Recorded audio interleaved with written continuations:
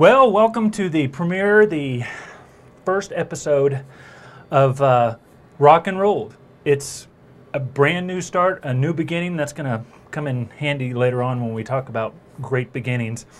And I'm here to just discuss the history of rock and roll from start to finish, not in that order. If I don't know it, then you will.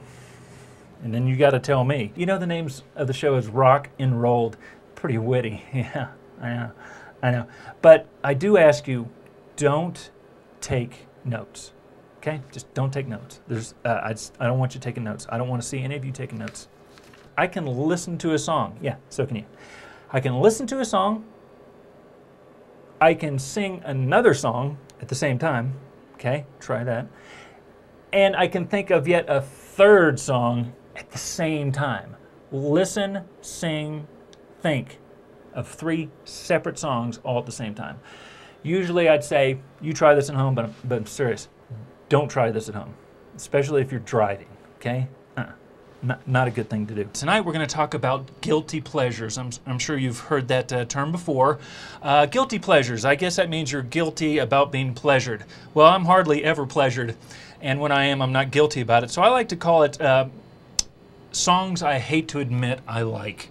I had a little thing with my nose and my face here, little thing here, black eye, and some stitches here, and another thing here, right there. And if you're wondering what that is, I'm going to go ahead and reveal that to you. Here's the 5 things it could be.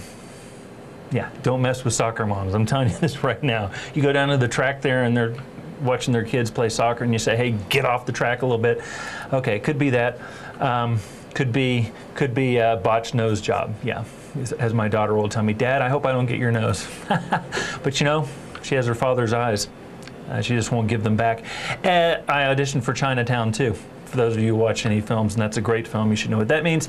And you know, I wrote these actually during a meeting earlier in the day where I got so bored I had to write some stuff. Future side of a nose ring. And of course, finally for the holidays, it's I was nicked by old Saint Nick. Yeah, it hardly seems worth the effort of going through that just for that. The Rolling Stone issue that came out on December 11th is a special collector's issue. You better buy it. The 500 greatest albums of all time. Well, as you know, people know me, and again, why would you? Know that I really have an issue. It's a joke with Rolling Stone magazine. I think they've been out of touch forever and always. And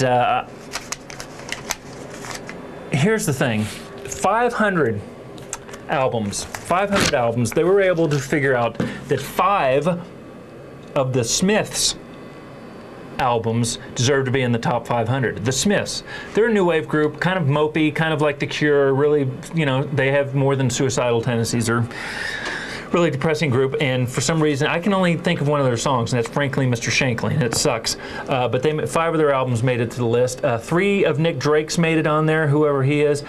No, I know him. Led Zeppelin, 5 of theirs made it. Simon and Garfunkel, 4 of theirs. I didn't even know they had 4 albums. I thought I had 1 and then disappeared. And 2 Paul Simon, so that's 6 for this Paul Simon alone. 10 Bob Dylan's. 5 by the Byrds. Again, I didn't know they did 5. 3 M&M's. 4 Madonnas. 2 Janet Jacksons, for crying out loud. 2 Kiss. This is like a bad Christmas song. 2 No Doubt. 4 Pink Floyd, which is fine by me, but their best probably. Animals didn't make the list. Ugh. And 4 by the Police. I have all those. They're boring as hell. And Meatloaf made it. Who didn't make it? Well, my beloved Badfinger didn't make it at all. 10cc didn't make it at all. XTC didn't make it at all. Paul McCartney only made it once, and that was for Band on the Run. My favorite album of his, Ram, didn't make it at all. Now I'm showing these singles as we go along because I actually get a write-off. It's a tax thing, so don't worry about it. Well, I might have a call here, or I may not. Let's just see. Rock and rolled. Bananarama was new wave. Would you like to go on the air? Okay, just a sec.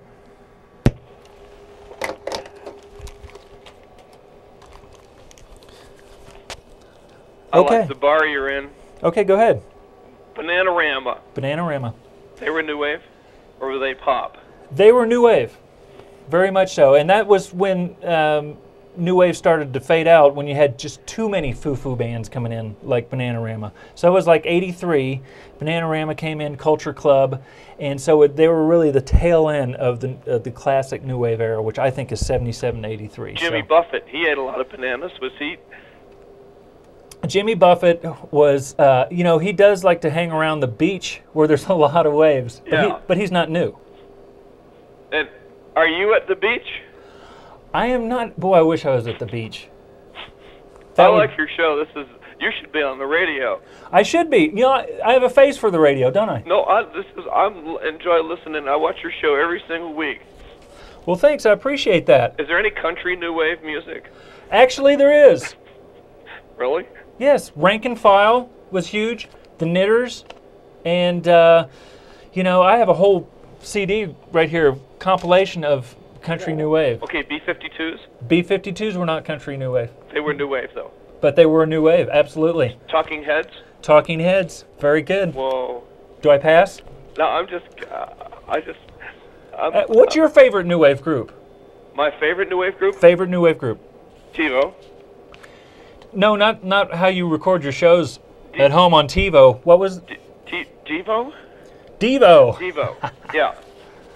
Whip it. Yeah, whip it good. Whip it real good. All right, I'll Excellent. Sit back and watch you. Thank you, I appreciate it. Excellent call. See, we take phone calls. Bananarama. Who would have thought? Okay. And also has a list on there of all the. Excuse me. Hopefully, some of these names are sparking something. If you don't happen to be sparking something yourself. Sorry. This is Rock and Roll. This is the home version of the show. It's a little low tech, but I'm a little comfortable here, and I've got all my stereo equipment here, kind of off to the side here. I don't know if you can see it or not. Don't care if you do. You don't want to see how the sausage is made. I've got the turntable here. For those of you who don't know what a turntable is, plays these round things. And, you know, I've got the TV behind the shirt here. And I've got musical instruments and a whole bunch of records over there. I have Paul McCartney's Cold Cuts, which is bootleg stuff. I have that on CD as well, so aren't you jealous? I have every little thing, including the Russian album in triplicate for some reason. I've got singles. This is how depraved it gets. I got Paul McCartney's Flowers in the Dirt on album, on cassette, and Naturellement on CD. Not only that, but I'm looking for the re-release of the CD, which has extra songs on it. I'm pathetic. It's sad. You know, it's kept me out of crime and some other things, but, you know, I had my blow-up doll, so there you go. Well, here's the show, Rock and Rolled. It's copywritten this year, 2004, so don't even think about it. From Viable Tangents Video, those guys are tough, so don't even try. And I hope you enjoyed the show. Next time, it's going to be a lot of Paul McCartney. I'll probably be back in the studio playing the songs and also take phone calls. And so I hope to see you then. Stay rock, stay enrolled.